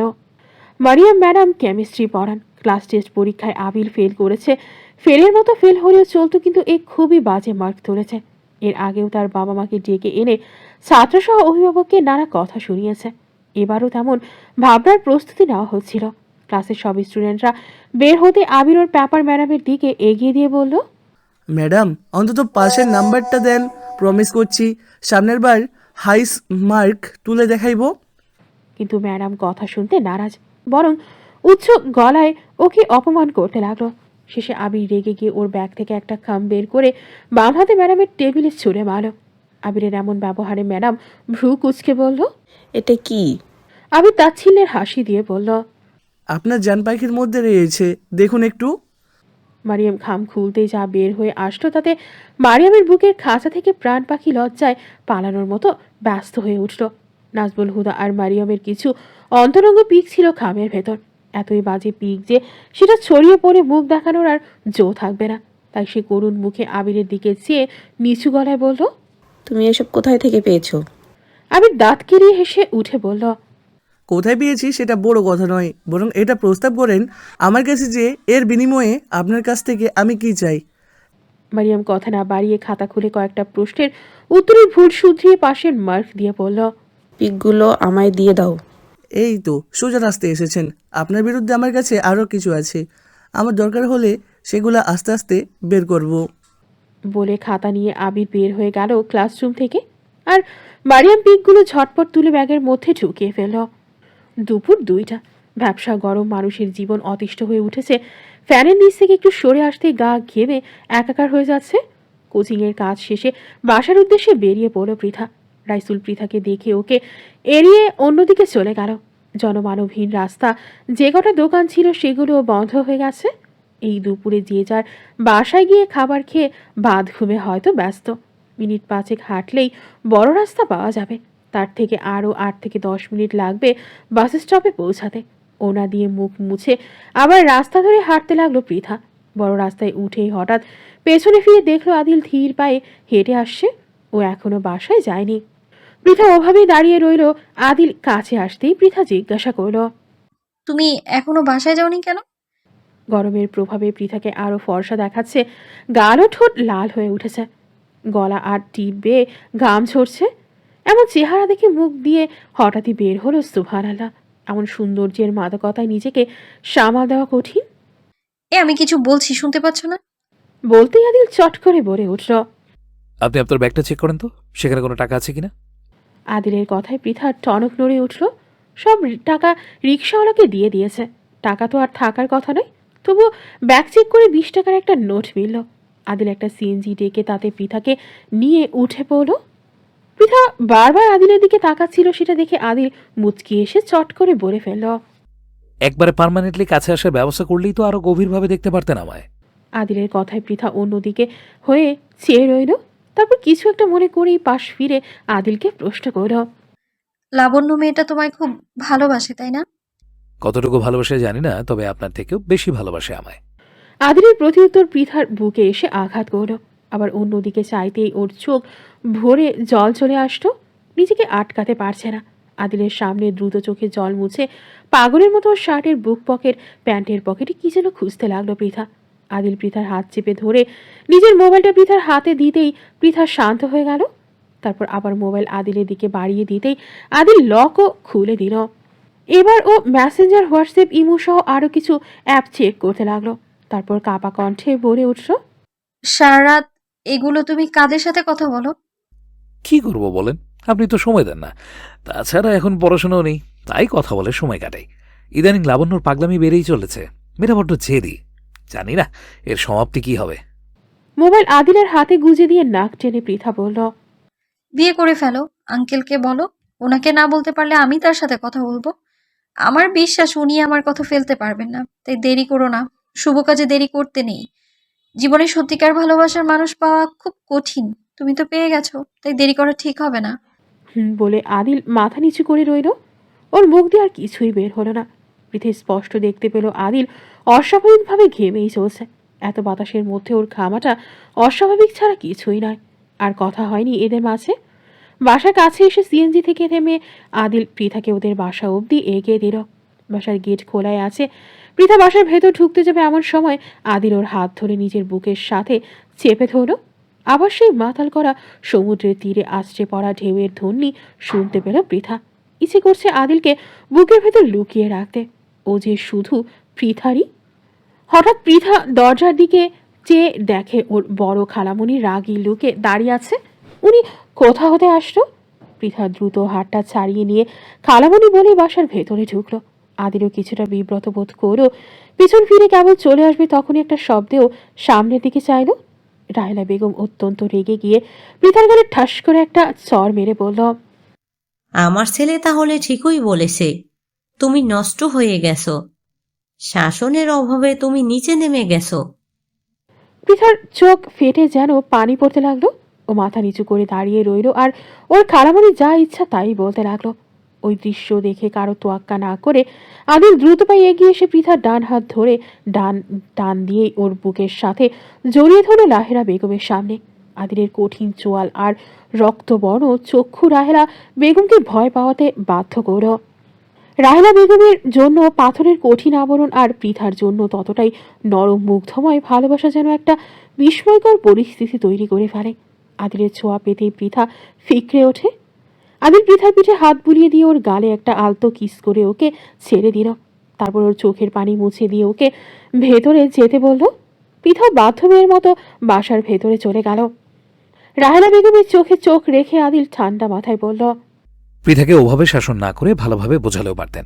খালা হলো মায়ের পর দ্বিতীয় মা, সেখানে তাকে যত্ন না করে সোজাসুজি আঘাত করাটা বেমানান। যদি সে আমার স্ত্রী হতো তাহলে আজকে আপনার সাথে তার শেষ সম্পর্ক হতো। আমি নিজেই আপনাদের সম্পর্কে গলা টিপে হত্যা করতাম। এই ছেলে, তুমি যে আমাকে এত জ্ঞান দিচ্ছ, তুমি নিজে কেমন? বড়দের সামনে কিভাবে ওকে জড়িয়ে ধরো? তোমারই বা কেমন শিক্ষা? আর ওর তো ব্যবস্থা আমি পরে নিব। বড়দের সম্মান পর্যন্ত দিতে শেখেনি। রাহেলা বেগম কথাগুলো বলতেই আদিল রাহেলার পায়ের দিকে চেয়ে মুচকি হেসে বলল। ওর গায়ে হাত তুলে দেখেন একবার, পায়ে লালা কেটে দেব। সারা জীবনের মতো চলাফেরা বন্ধ হয়ে যাবে। স্বামী ঠান্ডা মাথায় কাজ করে তার স্ত্রীকে বাঁচানোর জন্য, কিন্তু বদ্ধ পাগল প্রেমিক কোনো পরিকল্পনা, কোনো সমঝোতা, কোনো আলোচনাতে বিশ্বাস করে না। একেবারে ডাইরেক্ট অ্যাকশনে বিশ্বাস করে। আমিও স্বামী না, কিন্তু পাগল প্রেমিক। তাই আমি কি কি করতে পারি তার কল্পনা করতে পারবেন না আপনি। আজ শুধু তার বর্ণনা দিলাম, পরের বার আর কোনো সুযোগের চান্সই থাকবে না। সম্মানের জায়গায় শুধু ফিডব্যাক থাকবে। রাহেলা বেগম আর কোনো কথা না বলেই আদিলের চলে যাওয়া রাস্তার দিকে চেয়ে রইল। চোখের আড়ালে আদিল চলে যেতেই রাহেলা বেগম শান্ত হয়ে বাসায় ঢুকল। পরিস্থিতি ভীষণ জটিল আর ছেলেটাও বেশ ডেঞ্জারাস, তাই এমন সমস্যা ঠান্ডা মাথায় সামাল দিতে হবে। যেমনটা আব্বা 38 বছর আগে সামাল দিয়েছিল। মায়ের ভাগ্য যেমন ছিল, আজ মেয়ের ভাগ্যতেও একই সমস্যা এসে দাঁড়িয়েছে। শিহাবুদ্দিন সাহেবের ফোনে একটা নাম্বার থেকে একাধিকবার কল এসেছে। কিছু কাজে তিনি শহরের বাহিরে এসেছিলেন। পরিস্থিতি খুব একটা স্বাভাবিক নয়। তার কাছে রিপোর্ট এসেছে আদিলের নামে। ঢাকাতে নাকি একটা মেয়ের সাথে তার খুব গভীর সম্পর্ক রয়েছে। এমনকি মেয়েটাকে বিয়ে করবে বলে আদিল তাকে ভোগও করেছে। এখন তার পরিবার তাকে বিয়ের জন্য চাপ দিচ্ছে। সে আদিলকে ছাড়া অন্য কাউকে বিয়ে করবে না। শিহাবুদ্দিন সাহেবের নাম্বারটা মেয়েটি কিভাবে সংগ্রহ করেছে সেটাই তার মাথায় আসছে না। আদিল দিয়েছিল, তাছাড়া কিছু অন্তরঙ্গ পিকও দিয়েছে তাকে, যেদিকে চাইলে একবারের ওপর দুবার তাকানো দেয়, এতটাই অন্তরঙ্গ পিক। এসব ভাবতে ভাবতে তিনি দ্রুত বাসায় এসেছেন। এসে আরও একটা সমস্যার মধ্যে পড়েছেন। বাসায় একটা মেয়ে তার মাকে নিয়ে এসেছে, বলছে আদিলের বাবার সাথে নাকি তার জরুরি কথা আছে। ছেলের প্রতি তার অগাধ বিশ্বাস আছে, কিন্তু মেয়েরা যেসব কাজ করা শুরু করে দিয়েছে তাতে না আদিল মেয়ে কেলেঙ্কারিতে জড়িয়ে পড়ে। মান ইজ্জত বলতে তখন আর কিছুই থাকবে না। মালা অতিথিদের আদর আপ্যায়নে ব্যস্ত। শিহাবুদ্দিনকে দেখে মেয়েটি মাথায় ওড়না টেনে পায়ে হাত দিয়ে সালাম করল। এমন সম্মানে অপ্রস্তুত শিহাবুদ্দিন সাহেব বেশ ঘাবড়ে গেলেন। পা থেকে মাথা অবধি একবার চোখ বুলে নিলেন। মেয়েটা দারুণ সুন্দরী, তার পোশাক আচার আচরণে আভিজাত্যের ছোঁয়া। দেখেই বলা যাবে সে প্রচুর টাকাওয়ালা ঘরের মেয়ে। বাইরে অচেনা গাড়ি কেন দাঁড় করানো ছিল এখন তিনি বেশ ভালোভাবেই বুঝতে পারছেন। তাছাড়া 4 বছরের আরুকে বেশ পটিয়ে ফেলেছে মেয়েটি। আরু ওর আঙুল ধরে দাঁড়িয়ে আছে। ওদের বসতে বলে তিনি রুমের ভেতর গিয়ে কোটটা খুলতেই মালা রুমে এলো। তিনি গম্ভীর মুখে বললেন, তারা কি তোমার আত্মীয় হন? মালা কোট হাতে নিয়ে নিচু গলায় বলল, তারা আপনার আর আদিলের সাথে দেখা করতে এসেছে তেমন কিছু বলছে না, শুধু বলছে আপনাকে তাদের দরকার। আদিল কোথায়? বাসায় এখনো ফিরেনি বলে মালা বাহিরে চলে গেল। শিহাবুদ্দিন আদিলকে কল দিতে আদিল রিসিভ করে বলল, বাবা আমি বাসার কাছেই চলে এসেছি, জাস্ট কয়েক মিনিট লাগবে আসতে। আচ্ছা, বাসায় এসে আমার রুমে একটু আসো তো বাবা, জরুরি কথা আছে। বলে শিহাবুদ্দিন কল কেটে দিল। তারপর একটু অপেক্ষা করতেই তার রুমে আদিল চলে এলো। ছেলেকে বসতে বলে ফোনটা এগিয়ে দিয়ে বলল, বাপ, এই নাম্বারটা তুমি চেনো? আদিল নাম্বারটি ভালোভাবে চেক করে বলল, না আমার এটা চেনা না, কিছু হয়েছে? বাপ, আজ কয়েকবার এই নাম্বারটা থেকে কল এসেছে। বলে সবকিছু খুলে বলল শিহাবুদ্দিন। দেখ বাবা, আমার কাছে কিছু গোপন করো না। তুমি যাকে ভালোবাসো আমি তাকে মেনে নেব। আমি চাই না তুমি কষ্ট পাও। তুমি যাকে চাও তোমার খাতিরে আমিও তাকে স্নেহ করবো, ভালোবাসবো। বাবার মুখের কথা কেড়ে নিয়ে আদিল গম্ভীর গলায় বলল। শিহাবুদ্দিন মনে মনে বেশ খুশি হলেন আদিলের কথাগুলো শুনে, কিন্তু এই মেয়েটার কথা ভেবে আবার তিনি বললেন, তাহলে সে এসব কথা কেন বলেছে? আদিল উঠে দাঁড়ালো। আমাদের ভার্সিটিতে কয়েকটা মেয়ে আছে যারা এসব প্র্যাঙ্ক করতে খুব ভালোবাসে। ছেলেদের বাবা মায়ের নাম্বার খুঁজে বের করে এসব প্যান্টস লাগিয়ে মজা পায়। আমার কয়েকটা ফ্রেন্ড তাদের শিকার হয়েছিল। তারা এসব কথা বলে ফোন বন্ধ করে রাখতো, আর ঝামেলা পোহাতে হতো ছেলেদের পরিবারকে। আপনি এসব নিয়ে চিন্তা করবেন না তো, ওদের নাম্বারে কল দিয়ে দেখুন, নাম্বার এখন তাদের বন্ধ। এবার ঢাকা শুধু ফিরি, তারপর এদের গ্যাংদের ব্যবস্থা নিব। শিহাবুদ্দিন সব শুনে স্বস্তির শ্বাস ফেলে দরজার বাইরে সোফায় বসা মেয়েটিকে উল্লেখ করে বলল, এই মেয়েটি লাবণ্য? জি। বলে আদিল চলে গেল। সে নিজেও প্রচুর বিরক্ত লাবণ্যকে দেখে। আজ কিছু একটা হতে চলেছে। একটা সমস্যা শেষ হতে অন্য সমস্যা এসে মাথা চাড়া দিয়ে উঠেছে। পৃথা অপরাধীর মতো প্রায় 1 ঘন্টা ধরে রাহেলা বেগমের সামনে মাথা নিচু করে বসে আছে। টাকি মাছের ভর্তা, পুঁটি মাছের ভাজি, আলু ঝুরি দিয়ে 5 মিশালি মাছের চচ্চড়ি সহ নানা দেশীয় পদের তরি তরকারির বাটি নিয়ে পুরো বিছানা ভরে ফেলেছে লতিফা বেগম। বিছানায় বসার তিল পরিমাণ জায়গা নেই। শহরের মানুষ দেশীয় পদের রান্নাগুলো ব্যাপক পছন্দ করে। পারুল মারা যাওয়ার পর ওদের বাসা থেকেই প্রথম কেউ তাদের ফোন করে জানিয়ে এসেছে। তাই লতিফা বা হাসান অতিথি আপ্যায়নে কোনো ত্রুটি করেনি। তাপসীও দাদির সাথে কাজে হাত লাগিয়েছে। হাসান কিছুটা দূরে চেয়ার পেতে বসে মেয়ের দিকে চেয়ে আছে। মেয়ের মন খারাপ সেটা তার মোটেও ভালো লাগছে না। রাহেলা বেগম পৃথার হাত ধরে ধীরস্থ গলায় বললেন, ছেলেটিকে আর তার বাবার নাম কি? বাসা কোথায়? আদিল ভাইয়ার কথা বলছেন? উনি তো পাত্রাপাড়ার শিহাবুদ্দিন চাচার ছেলে। এবার ঢাকা বিশ্ববিদ্যালয় থেকে অনার্স কমপ্লিট করে এসেছেন। দেখতে সেই লেভেলের হ্যান্ডসাম, যে কোনো মেয়েরই ঘুম কেড়ে নিতে তার এক চুটকির ব্যাপার। ঝরঝর করে কথাগুলো বলে উঠল তাপসী। কিন্তু পরক্ষণে বাবার মুখের দিকে চাইতেই তার হাসি ফুরুত করে উড়ে গেল। মুখটা গম্ভীর করে দিয়ে শিহাবুদ্দিনের নাম শুনে চমকে উঠে হাসানের দিকে চাইল রাহেলা বেগম। হাসান দাঁত কটমট করে মাটির দিকে চেয়ে রয়েছে আপন মনে। লতিফা তাপসীকে রুম থেকে বের করে দিয়ে দরজা বন্ধ করে দিল। তারপর কাছে এসে রাহেলার হাত ধরে গুনগুন করে কাঁদতে কাঁদতে বলল, মাইডারে এই দুহাতে মানুষ করে ওই জমের মুখে কেমনে তুলে দেই মা? আমাদের কারো কথা শোনে না, বরং ও আমাদের দুশ্মন মনে করে, শত্রুরে ওর নিজের আপন মানুষ মনে করে। বাপ তো জীবনেও শাসন করবে না মা মরা মাইয়াডারে। আমি যে করি আমার উপরেও চেতে চেতে উঠে। যদি পারো তোমাদের কাছে নিয়ে গিয়ে কিছুদিন রাখো মা, আমি এই বুড়া বয়সে জ্বালা সইতে পারি না। রাহেলা নিজেকে শক্ত করে বলল, ছেলেটি তো তোমার থেকে অনেক ছোট, কোন বিবেকে তার সাথে তুমি সম্পর্কে জড়াও? মানুষ তো রুচি বলেও কিছু আছে, তোমার রুচি এত নিচু মানের? এবার পৃথা গলা ঝেড়ে সোজা সাপটা জবাব দিল, যদিও সে ছোট, তবু কিছু বিবেকহীন আপন মানুষদের চেয়েও সে অনেক উত্তম।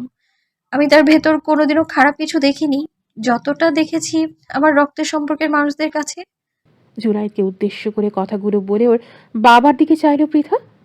হাসান শুধু শুনেই গেল কথাগুলো, কিন্তু লতিফা তেড়ে এসে চুপ বলে জোরে একটা ধমক দিল পৃথাকে। দেখছো মা কত বড় বেয়াদব হইছে, বাবাকে কত কথা দিয়ে মারে মাইয়াটা। অন্য কেউ হলে বাসা থেকে বের করে দিত, অমন মেয়ের মুখও দেখতো না। তোর বাপ ছাড়া তুই এতদিন ভাসতি, বুঝলি?